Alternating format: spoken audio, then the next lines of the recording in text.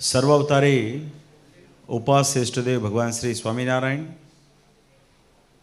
આજે સ્વામિનારાયણ ગુરુકુલ SGVP રીબડા દ્વારા આ વાવડી ગામને વિશે પ્રેમ સ્વરૂપ સ્વામી સંસ્કાર કેન્દ્રની અંતર્ગત શ્રી રામ, શ્યામ અને ઘનશ્યામના એક દિવ્ય મૂર્તિ પ્રતિષ્ઠાનો કાર્યક્રમ થયો. ત્યારે આ હોલને વિશે જે મૂર્તિઓનું સ્થાપન કરવામાં આવ્યું છે એમાં પ્રતિષ્ઠા પ્રસંગે જ્યારે આજે અમે આવ્યા છીએ અને આપ સૌની સમક્ષ ઉપસ્થિત થયા છીએ ત્યારે સૌ પ્રથમ અંતરનો ખૂબ ખૂબ ભાવ અને રાજીપો વ્યક્ત કરીએ છીએ. SGVP સંસ્થાના અધ્યક્ષ શાસ્ત્રી સ્વામી શ્રી માધવપ્રિયદાસજી સ્વામી આજે ભલે વિદેશમાં હોય પણ એ બહુ હૃદયથી આજે આપણા બધાની સાથે અહીંયા ઉપસ્થિત હોય એવું આપણને લાગે. અમારે 2 દિવસ પહેલાં જ વાત થઈ હતી. શાસ્ત્રીજી બહુ હૃદયથી અમને વાત કરી હતી. અમને શાસ્ત્રીજી માટે બહુ ભાવ છે. એનું કારણ કે સંપ્રદાયની જે રીત અને પરંપરા છે ને એનું સંપૂર્ણપણે શાસ્ત્રી સ્વામી શ્રી માધવપ્રિયદાસજી સ્વામી અત્યારે સત્સંગમાં એ પ્રમાણે એનું પ્રવર્તન કરાવી રહ્યા છે. માટે અમને બહુ આનંદ. અન્યથા શું થાય કે જીવ પ્રાણી માત્રની એક પ્રકૃતિ હોય, એ પોતાની જે રુચિ હોય, પોતાની જે વિચારધારા હોય, પોતે જેને દ્રઢપણે માનતા હોય એનું જ પ્રવર્તન કરાવતા હોય. આપણે એક નાનકડા એવા હોલમાં બેઠા છીએ. ત્યાં સંપ્રદાયની રીત પ્રમાણે રામશ્યામ ઘનશ્યામ તો બિરાજમાન છે જ. વિઘ્ન વિનાયક દેવ, કષ્ટભંજન દેવ દાદાની પણ મૂર્તિઓ છે. તદુપરાંત આપણા જે પરમહંસો છે એમાં સદગુરુ શ્રી ગુણાતીતાન સ્વામી હોય, સદગુરુ શ્રી ગોપાળાન સ્વામી હોય, સદગુરુ શ્રી મુક્તાન સ્વામી હોય, સદગુરુ પ્રેમાનંદ સ્વામી હોય, ગુણાતીતાન સ્વામીની પરંપરાના બાલમુકુંદ સ્વામી હોય, ગોપીનાથ સ્વામી હોય, શાસ્ત્રી સ્વામી શ્રી ધર્મજીવનદાસજી સ્વામી. આ બધી પરંપરા મૂકી છે જે આપણા મૂળ મંદિરની અસલ પરંપરા છે. અન્યથા શું થાય કે તો મને રુચિ હોય એ મારી જ ગુરુ પરંપરા મૂકું, મને રુચિ હું એ જ ચરિત્ર મૂકું જેનું વારે વારે. ત્યારે અહીંયા આપણને સંપ્રદાયની રીત જોવા મળે છે.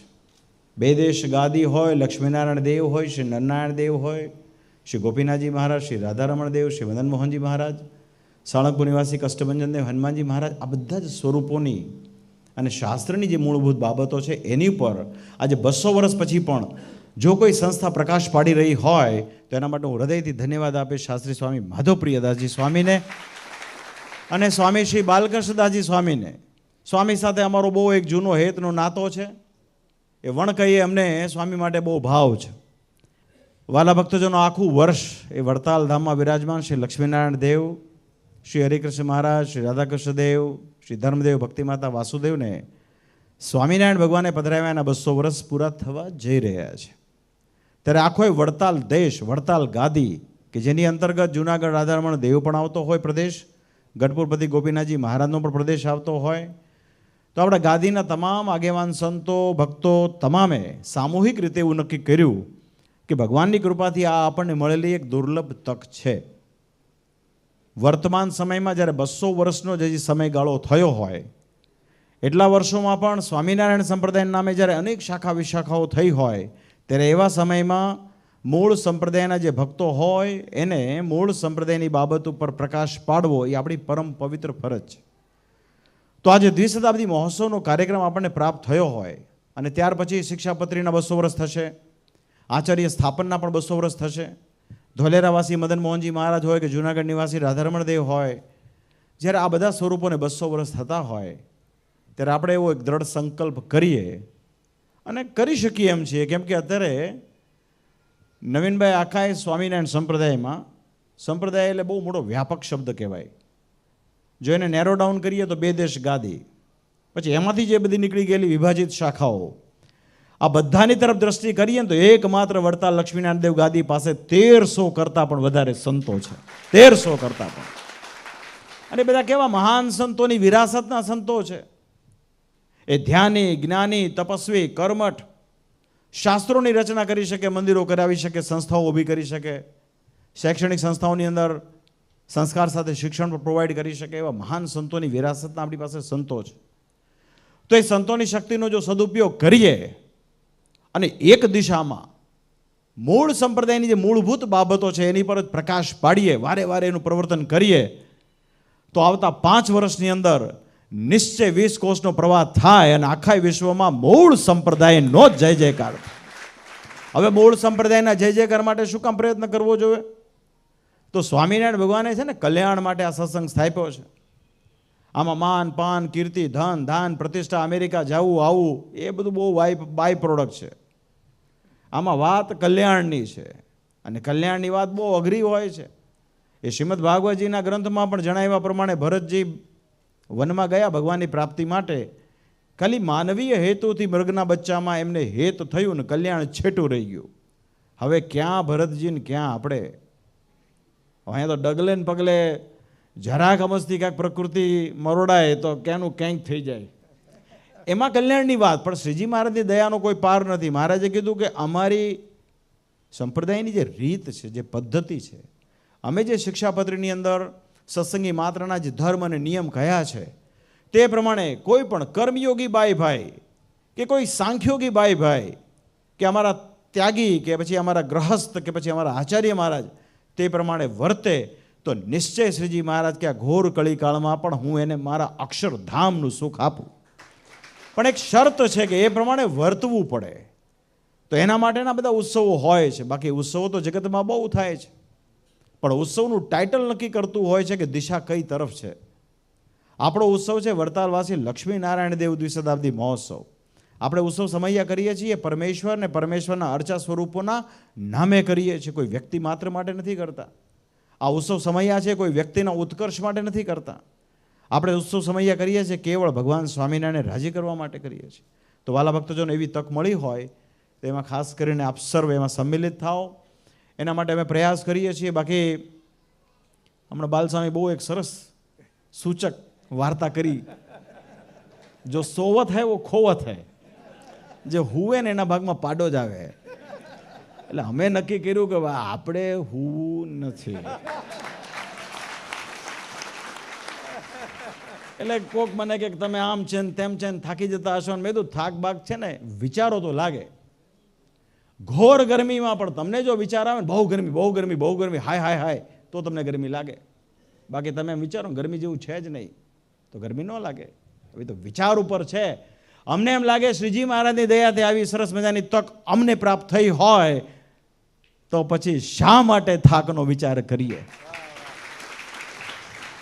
હવે મહારાજ જો અક્ષરધામથી પૃથ્વીને વિશે પધાર્યા હોય, સંતો વાત કરે કે લાખ મણ લોઢાનો ગોળો જો અક્ષરધામથી પૃથ્વી પર આવે તો લહેર કે ઘસાતા ઘસાતા એ રજ ભેગો રજ થઈ જાય. તેમ છતાંય શ્રીજી મહારાજ કેવળ પોતાના પ્રેમી ભક્તોનો ભાવ પૂરો કરવા માટે આવ્યા છે. તો ભક્તોનો જે ભાવ છે એ બહુ મહત્વની વાત છે.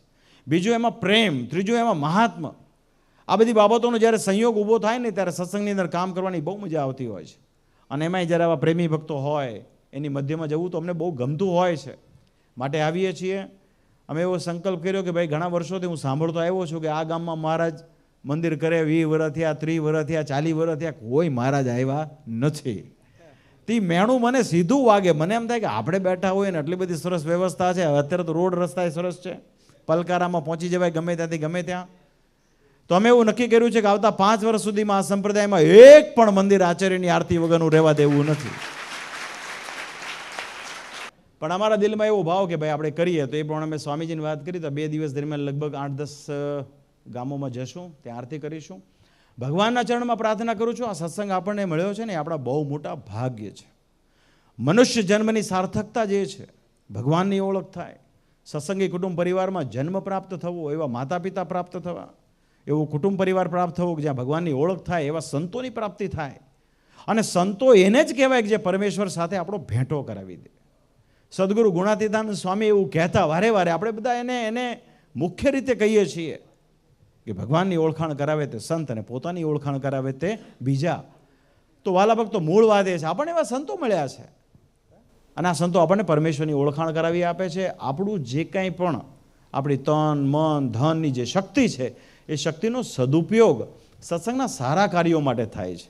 તો એ બહુ મહત્વનું છે અને એ પ્રમાણેનું કાર્ય થઈ રહ્યું છે. અમને બાલસ્વામીએ કીધું કે રીબડા ગુરુકુળ આપણે સંભાળે 5 વર્ષ જેવું થયું હશે, પણ ધર્મસલ સ્વામી અને એમની સાથેના જે સંતો છે એ સંતો એવો પ્રયાસ કર્યો કે આજુબાજુના ગામોમાં એમણે સત્સંગની ખૂબ સારી પ્રવૃત્તિ કરી છે. માટે એમને પણ મારા ખૂબ ખૂબ હૃદયથી ધન્યવાદ છે. આ જ કરવાનું છે. આપણે આપણા યોગમાં આવેલા ભક્તજનને આપણે પરમેશ્વરની ઓળખાણ કરાવી છે કે અનંત કોટી બ્રહ્માંડના ધણી પુરુષોત્તમ નારાયણ કે જેના રૂવાડે કરોડો બ્રહ્માંડ ફરતા હોય એવા ભગવાન કેવળ અહેતુકી કૃપાથી પૃથ્વી પર પધાર્યા આપણા માટે સંપ્રદાયની સ્થાપના કરી, 2 દેશ ગાદીનો વિભાગ કર્યો અને 6 જેટલા મોટા મહામંદિરોના નિર્માણ કરાવ્યા અને પોતાના જ અર્ચા સ્વરૂપોને બાથમાં લઈ પધરાવ્યા ને એની છાતીમાં અંગૂઠો દબાવી ગેરંટેડ. આજે તો મોદી સરકાર ગેરંટી આપે છે, પણ શ્રીજી મહારાજે વર્ષો પહેલા ગેરંટી આપી કે આ મૂર્તિમાં રહ્યો થકો હું તમારા કામ કરીશ. ભાઈ ગઈકાલે અમે સુરત ગયા, ત્યાં એક બોરડ પરિવારના ભક્તોને ત્યાં મળ્યા અમે. એ પરિવારના એક દંપતીને ત્યાં ઘણા બધા વર્ષોથી સંતાનની પ્રાપ્તિ થતી નહોતી, પણ એને સતત લગાટ વરસ 2 વર્ષ સુધી એણે જૂનાગઢ નિવાસી શ્રી સિદ્ધેશ્વર મહાદેવની એણે પૂનમ ભરી, મહાપૂજા લખાવી, માનતા કરી. અને વાલા ભક્તજનો બહુ આનંદ થાય આપણને કે વિજ્ઞાન જ્યાં અટકી જાય ને ત્યાં સિદ્ધેશ્વર મહાદેવ કામ કરે. એટલે કોઈ દંપતી નિસંતાન હોય યા ઘોર કળીકાળમાં પણ શ્રદ્ધાપૂર્વક, પાછું કોઈ એવું નહીં, શ્રદ્ધાપૂર્વક આજની તારીખમાં જૂનાગઢ નિવાસી સિદ્ધેશ્વર મહાદેવ હોય એની પ્રાર્થના કરે, બાધા માને, એના માટે જો ભાવથી એના ચરણમાં પ્રાર્થના કરે ને તો આજે પણ સિદ્ધેશ્વર દાદા એ દંપતીને બાળક આપે. તો સ્વામિનારાયણ ભગવાને બધી વ્યવસ્થા કમ્પ્લીટ કરી રાખી છે. પોતાના ગુરુદેવ રામાનંદ સ્વામી પાસેથી વરદાન માંગ્યું છે કે તમારો આશ્રિત ક્યારે અન્નધન વસ્ત્રથી દુઃખી ન થાય. એના ભાગરૂપે આવા ચમત્કારિક દેવો આપ્યા છે. તો દેવોનું પણ આપણે મહિમા કાયમ રાખવો પડે. આપણે જો સ્વામિનારાયણને પ્રસન્ન કરવા હોય તો સ્વામિનારાયણ ભગવાને આપણા માટે જે કામ કર્યું હોય ને એનો મહિમા કાયમ રાખવો પડે. એ જૂનાગઢ હોય કે ગઢપુર હોય કે ધોલેરા હોય, કોઈ પણ વસ્તુ કેવી હોય, બાહ્ય ચક્ષુથી આપણે જો એની ભૌતિકતા અને એની વૈભવતા તરફ જો દ્રષ્ટિ કરીએ અને એમાં આપણને જો સત્ય મનાય તો સમજવાનું કે સત્સંગમાં કંઈક ખોટ છે. આપણો હિન્દુ સનાતન ધર્મ છે ને આસ્થાથી મોક્ષ સુધીની યાત્રાનો છે. આપણા 12 જ્યોતિર્લિંગો હોય કે 4 ધામ હોય, આ બધા મહાપ્રતાપી છે. એ તત્વે સહિત પરમેશ્વરની ભક્તિ કરવાના સાધનો છે. એ પછી ભલે ને કાશી વિશ્વનાથનું મંદિર સાંકડું હોય, પણ યાદ રાખવાનું આપણા ભારતના યશસ્વી પ્રધાનમંત્રી મોદીજી ત્યાં અભિષેક કરવા જાય છે. એટલે કોઈ મંદિર હોનાનું હોય ને બહુ મોટું ચમકદાર હોય ને બાગ બગીચા, એ બધું બાય પ્રોડક્ટ છે. મેં પહેલાં કીધું તે પ્રમાણે એ બધું ખાલી શો માટે હોય છે. અમુક બાબતો શોની હોય, અમુક વંદનીય સ્વરૂપ હોય, અમુક દર્શનીય હોય, પણ આ બધા પૂજનીય ને સેવનીય સ્વરૂપો છે જે ભગવાને આપણને આપ્યા છે. તો એનું કાયમ ગૌરવતા સેવજો. અંતમાં બહુ સરસ આજે કાર્યક્રમ સંપન્ન થયો. આપણા પ્રધાન આચાર્ય પવિત્ર ભૂદેવ એવા શ્રી રામપ્રિયજીએ દક્ષિણ ભારતીય શૈલીથી આની આખી પ્રતિષ્ઠાનો એક સરસ મજાનો પ્રસંગ ઉજવો. અમે લગભગ 400-500 પ્રતિષ્ઠાઓ તો કરી હશે, મને બહુ યાદ નથી, કારણ કે આપણે કોઈ કાઉન્ટિંગ કરવામાં માનતા નથી. એવું હિન્દીમાં કહેવત છે કે બાત કહેને સે બાત જાયા હો જાતી, એટલે ખતમ થઈ જાય. એમ તમે આજે બોલો મેં આજે 11 માળા કરી, જય સ્વામિનારાયણ, પૂરું. એટલે કોઈ દી કોઈ બહુ ગપ્પા ફાંકા મારવા નહીં. ઘણાને એવી બહુ હરક ટેવ હોય, એ મહારાજ મેં આજે છે ને બહુ માળા કરી, મેં આજે આટલું કર્યું. એટલે કરને પછી તારી માટે કરે ને, મારી માટે થોડો કરે છે. તારા અંતર ભરેલા ભગવાને, એટલે મેં ઘણી પ્રતિષ્ઠાઓ કરી હશે, મેં તો કોઈ દી એનું કાઉન્ટિંગ નથી કર્યું, પણ આજે એક તમને કહું, આટલી બધી પ્રતિષ્ઠાઓની મધ્યમાં આજે યુનિક પ્રથમ વખત મેં આવી પદ્ધતિથી પ્રતિષ્ઠા કરી. તો બધું પાન ને કપૂર બપૂર જોઈને હું તો ભક્તિ નહીં, આપણે શું સ્વામી વિહારી સ્વામી, હું તો થોડોક મૂંઝાઈ ગયો, મેં છે શું. પણ બહુ મજા આવી, બહુ આનંદ થયો. તો અંતમાં વાલા ભક્તજનો, જેણે જેણે આ કાર્યક્રમમાં સેવા કરી છે તનથી મનથી ધનથી, એ સૌનું ભગવાન ખૂબ મંગળ કરો. આ વિસ્તારના અધિષ્ઠાતા દેવ શ્રી રાધારમણ દેવ છે. રાધારમણ દેવની પૂર્ણ કૃપા થાવ. આપણા રાજકોટ મંદિરમાં વિરાજમાન શ્રી લક્ષ્મીનારાયણ દેવ, આપણું બદ્રી વૃક્ષ, આ બધી આપણી ગૌરવતાની ગાથા છે. આનું કાયમ એનું મનન કરવું. ક્યારેય આનાથી છે ને નોખા પડવાનો વિચાર કરવો નહીં. એટલું કરશો ને તો ગમે એટલી નાની મોટી ભૂલો કરી હશે ને તો પણ શ્રી હરિ ચોક્કસ અંત સમયે આપણને ધામમાં તેડી જશે. તો આપ સર્વનું ભગવાન ખૂબ મંગળ કરો એવી પ્રાર્થના સાથે મારા ભાવથી જય સ્વામિનારાયણ.